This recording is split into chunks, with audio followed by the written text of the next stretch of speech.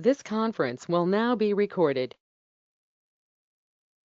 Let the words of my mouth and the meditation of my heart be acceptable in your sight, O Lord, my strength, my rock, my redeemer.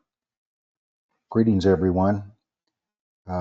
We're going to do session number 13 today of Connect the Dots, and this is closely connected to session 11 and 12. 11 was the cloud aspect of the return of Christ. Session 12 was the trumpet aspect of the return of Christ. And session 13 today is going to be the thief aspect of the return of Christ. And they're all very tied together, uh, just looking at it from a different angle or different aspect. And the thief aspect of the return of Christ, uh, there's two main opinions. And one regarding, it's usually connected with the pre-tribulation rapture position, is that Christ comes as a thief to his people to snatch them away. I heard one man say one time that Christ is coming to steal his jewels away. And someone replied, why would he steal that which already belonged to him? So there was a popular set of books and movies and so forth called A Thief in the Night. And it applied to Christ coming unaware, unexpectedly, not no one knowing the time, and that's he's coming to rapture his people as a thief in the night.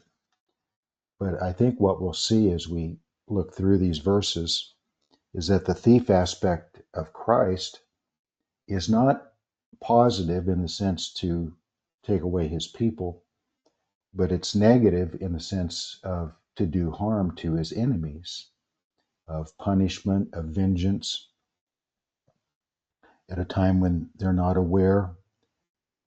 Because if we start in the Old Testament and go to the New Testament on this subject, the idea of a thief is connected in the Old Testament with words like a snare, a trap, something that is intended to do you harm and you do not expect it or you do not see it coming or it's hidden from you in some way.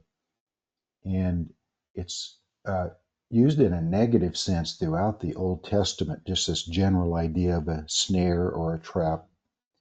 And, my main thesis on these connect the dots sessions is that the foundation for the thought in the New Testament is found in the Old Testament.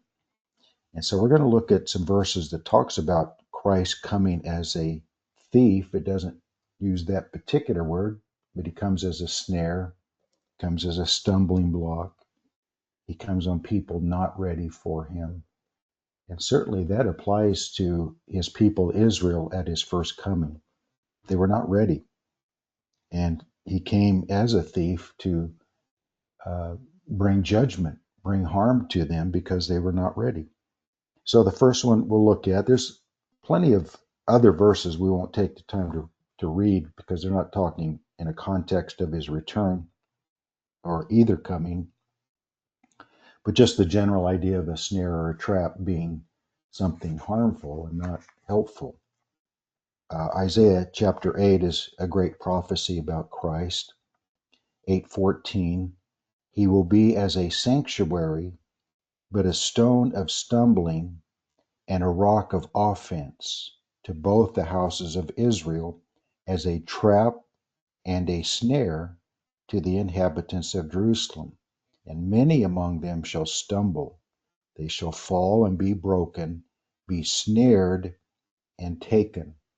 So that's in a context of judgment to a people not ready that will bring them harm. And certainly we could say at the end of verse 14, when it says he's going to come as a trap and a snare to the inhabitants of Jerusalem, we could say he's coming as a thief. And his first coming to Israel was very much like a thief. Now, to those who were prepared and those who did receive him as Messiah, they did not suffer the thief aspect the snare, the trap aspect of the first coming of Christ. They were blessed. They were uh, made into his house, the house of God, the church. But those that he did come as a trap and a snare or a thief, they were made to stumble, it says in verse 15. They fell and were broken. They said, be snared and taken. And that's interesting that as that idea of taken, because when we get to Matthew 24, and it talks about some will be taken, the others left, and he say that's the thief aspect where he takes his church away to heaven for 7 years and then returns with them. But in this verse, again, laying the foundation of what the New Testament talks about, the idea of be snared and taken means in judgment, not in blessing. And I think that's the same thing in Matthew 24. Those that are taken in judgment, and those that are left are those that are with him. So it helps so much to go back and look at these Old Testament passages. And then this Isaiah 8:14 becomes a real important thought with Paul in Romans 9. He quotes this, 33. And then especially Peter in 1 Peter chapter 2, where he quotes three key Old Testament passages, this being one of them. So in 1 Peter chapter 2 and verse 8, a stone of stumbling and a rock of offense, they stumble to that thief aspect to Israel, being disobedient to the word. Who does he come as a thief to, as a trap and a snare? Is to those who are disobedient to the word. So verse 8 of 1 Peter 2 quotes Isaiah 8:14. And then back in verse 6, Peter quotes Isaiah 28:16. And then in verse 7, the stone which the builders rejected has become the chief cornerstone is Psalm 118:22.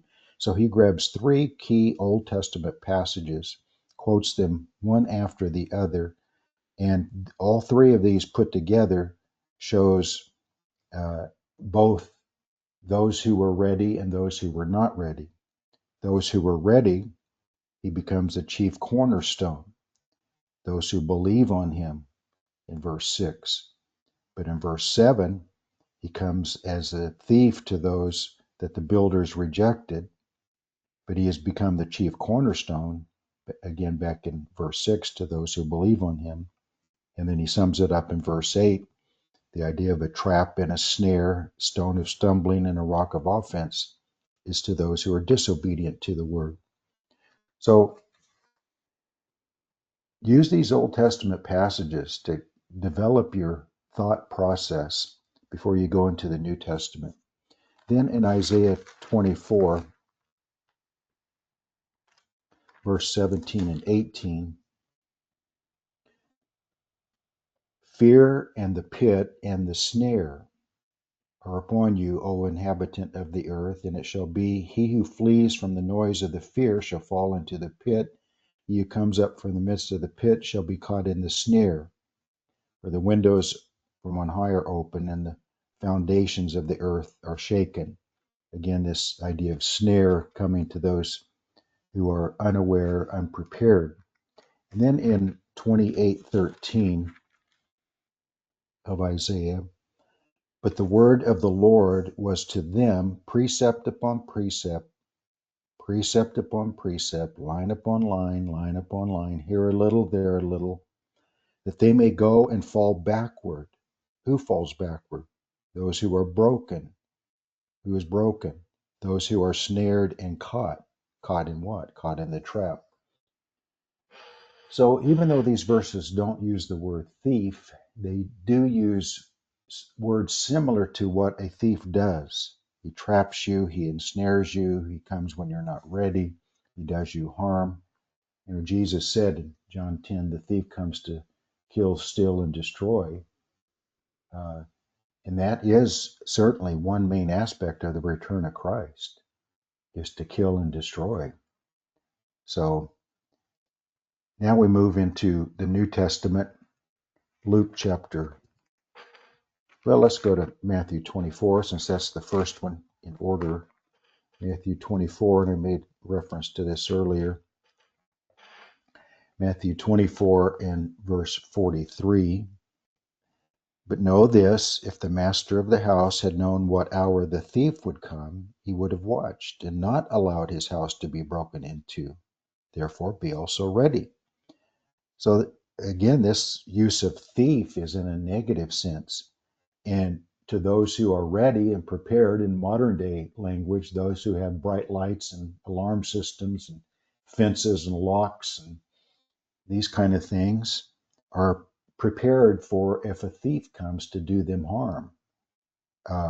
But if you haven't taken these precautions, it makes it easy for the thief to break into your house and to do you harm. So it's interesting, Jesus uses the idea of a thief.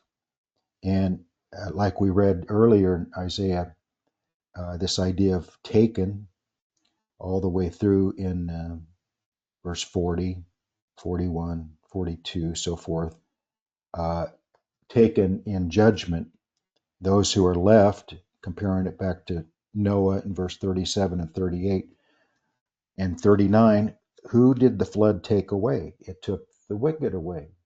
Who was left after the flood? Noah and his family. So that's the idea that's being used about those, one taken and the other left. Then we go to Luke 21 and verse 35. Luke 21 and verse 35. We'll start in verse 34. But take heed to yourselves, lest your hearts be weighed down with carousing, drunkenness, and the cares of this life, and that day come upon you unexpectedly, for it will come as a snare. So this captures the language of the Old Testament. And, comparing it with Matthew 24, snare and thief are kind of interchangeable. Their purpose is to do you harm, to take something away from you. And so it will come as a snare on all those who dwell on the face of the whole earth, not to his saints, but he comes as a snare, as a thief to those who are not ready. Watch therefore, pray always, that you may be counted worthy to escape all these things that will come to pass, and to stand before the Son of Man. So pre-trib rapture says that you can escape these things, but he says all these things, and certainly not all these things in chapter 21 of Luke, because he talks about them being killed, being brought before rulers, being persecuted. They didn't escape those things. And to say that we will escape those things in the tribulation, but they did not escape all those things, even though they were godly saints, is inconsistent, I would say. But he's talking about, I think, primarily those things of verse 34. We can escape those things. We can escape our hearts being weighed down. We can escape the result of self-medicating with drunkenness and drugs and so forth. And we can escape the cares of this life in the sense they don't overwhelm us by our faith and love for Christ. We can escape those things. Now we move to 1 Thessalonians chapter 5, and this really starts nailing it down clearly who the thief aspect of the return of Christ is pointed toward. Is it the saints or those who are not the saints to the world? 1 Thessalonians 5, verse 1, concerning the times and the seasons, brethren, you have no need that I should write to you, for you yourselves know perfectly that the day of the Lord, I think can easily be proven, is the actual return of Christ post-tribulation. That is the start of the day, the seventh day, the 1,000-year day called the millennial, begins with the actual return of Christ. Many verses talk about the day of the Lord as the day of his judgment and vengeance. And anyway, I won't get into that now. Maybe another session on the day of the Lord. But the day of the Lord comes as a thief in the night. For when they say, not when we say, not the saints, but when they say, the world, peace and safety, because of I think, the covenant that the Antichrist signs with Israel and some of the nations, and it looks like there's temporary peace. Then sudden destruction. At the middle of that 70th week, the abomination of desolation, he turns to destroy Israel and he turns to destroy the saints.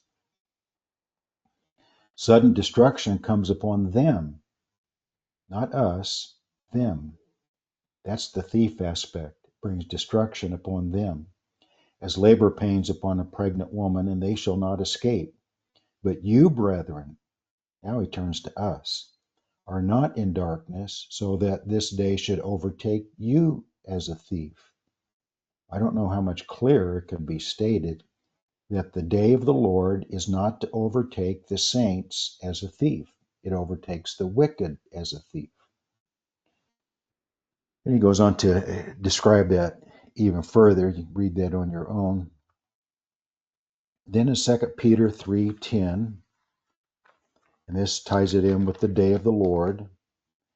And Jesus said in Matthew 24:29 through 31, that the cosmic signs would happen immediately after the tribulation. So right at the end of the tribulation, those cosmic signs.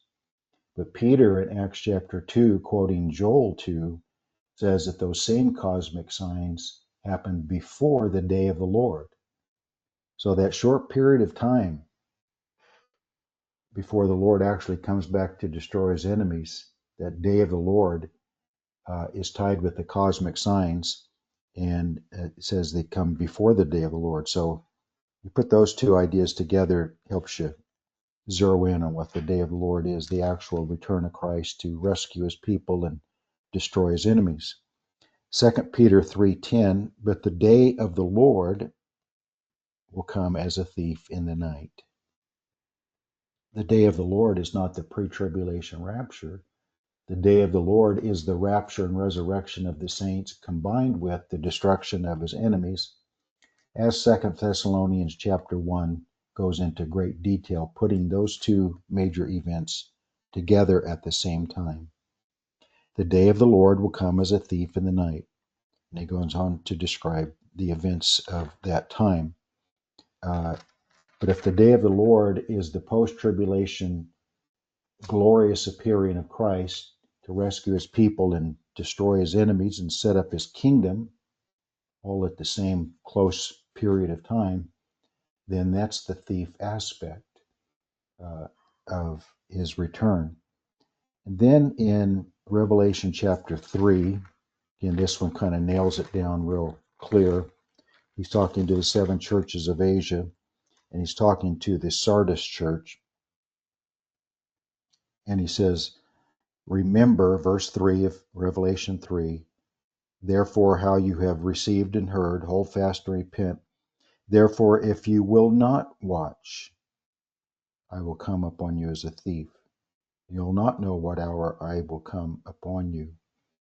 But the opposite would be true then. If you do watch, if you are watchful in prayer and in the word and having your heart ready, he will not come upon us as a thief. Again, how much clearer can it? It's a warning. His thief coming in Revelation 3:3 is a warning, not a blessing in the sense that he's coming as a thief to rapture his saints and take them back to heaven for 7 years. And then finally in Revelation 16, so this clearly is at the end of the 7 years. This is at the end of the Great Tribulation. The bowls of wrath are being poured out. And yet even then, at that late period of time, he says in 16:15, behold, I am coming as a thief. To those in verse 14 who are being gathered together, verse 16 to Armageddon, which is at the end of the Great Tribulation. And he still talks about coming as a thief. But blessed is he who watches. See, the watching one does not